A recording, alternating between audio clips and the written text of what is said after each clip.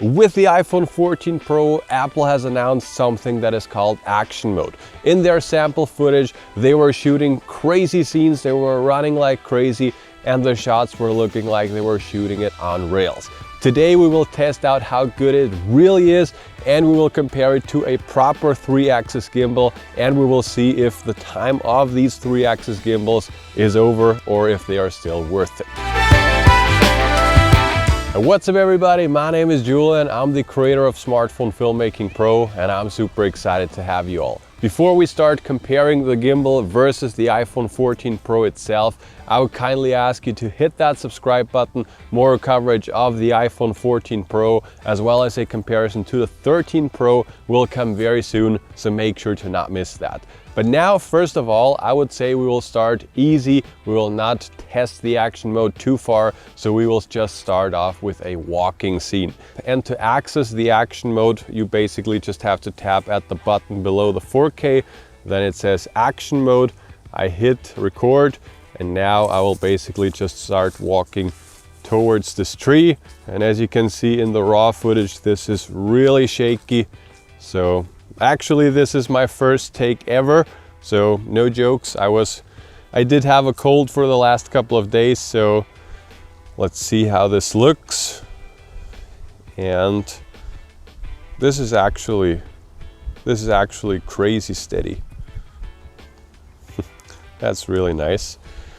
I think you can see a little bit that the quality is dropping because of course it is cropping in, and it's sort of, you know, doing a warp stabilizer, you know, afterwards, after you have shot the scene. But on the iPhone itself, it still looks very nice. And now let's make the same shot with the 3-axis gimbal. Looking at the screen live without any processing, of course, this is looking way smoother compared to the shot before. But now if we take a look at both of them, compare them side by side, I do think that the shot from the gimbal itself is looking a little more smooth. It just looks a little more natural in my opinion, because of course with action mode you're doing all of this with software and with analyzing, and maybe they're using some gyroscope data, and also you do not have this up and down movement with the gimbal if you know how to use it. So for me personally, I can still see a little bit of a difference with a normal walking shot, but now we will actually take it a step further, and now we will start running. So since we have already set up the gimbal, we will actually start the running shot with the gimbal itself and the iPhone 14 Pro. I'm using 4K at 60 frames per second, and I'm using the ultra wide angle lens because this most of the time or usually will deliver the steadiest shots. So I just hit the record button. This is my cameraman Alex, and now let's start running.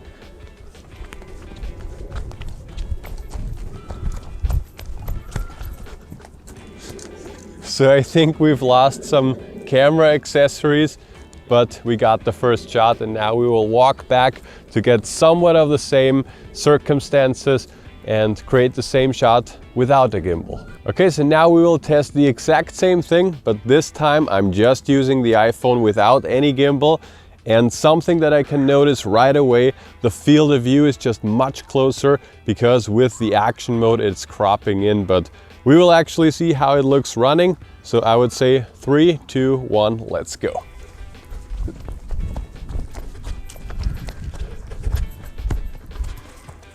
I was trying to hold it as steady as I can, but to be honest, it's pretty difficult when you're running. So we have now checked both shots, the one with the 3-axis gimbal and the ultra wide angle lens, and also the one with, you know, the action mode and also the ultra wide angle lens, but with a crop. And the first thing, and the one that is most noticeable to me personally, is the crop. To be honest, looking back the footage that I got with the action mode, it's crazy that the iPhone can do this just without any stabilization at all, because I don't know if you could have seen this with the A-roll shot, but I was like shaking like crazy because, you know, I was running not at full speed, but pretty close to that. And for that, the final result is looking really nice.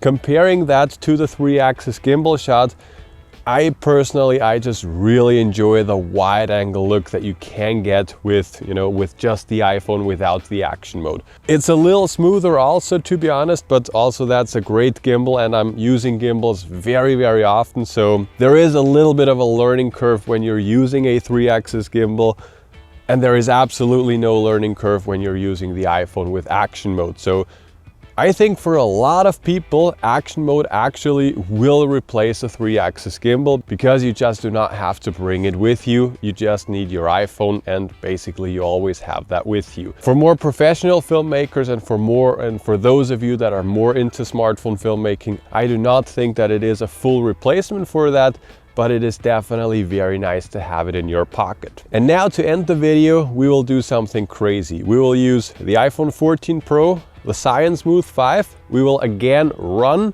but we will also use the action mode with a gimbal to see if it looks like we are flying or if both of these systems are fighting against each other. So let's test that. Let's hit the record button and let's start running.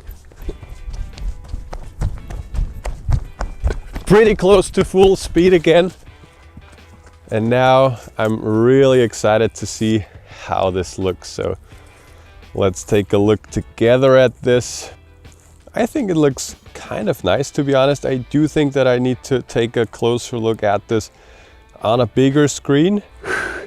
I think the positive thing that I could see with this combination is that both systems are not fighting against each other. So that is very good. To be honest, I will probably never use this combination of action mode and a 3-axis gimbal unless I'm shooting like, I don't know, something really crazy. But for most scenarios, I think either the gimbal or action mode will do just fine. So will action mode replace all of my 3-axis gimbals? No, to be honest, not. In case you have not seen the video about the best filter system for your iPhone, make sure to watch that video up here. Check it out, and I'll see you in the next one.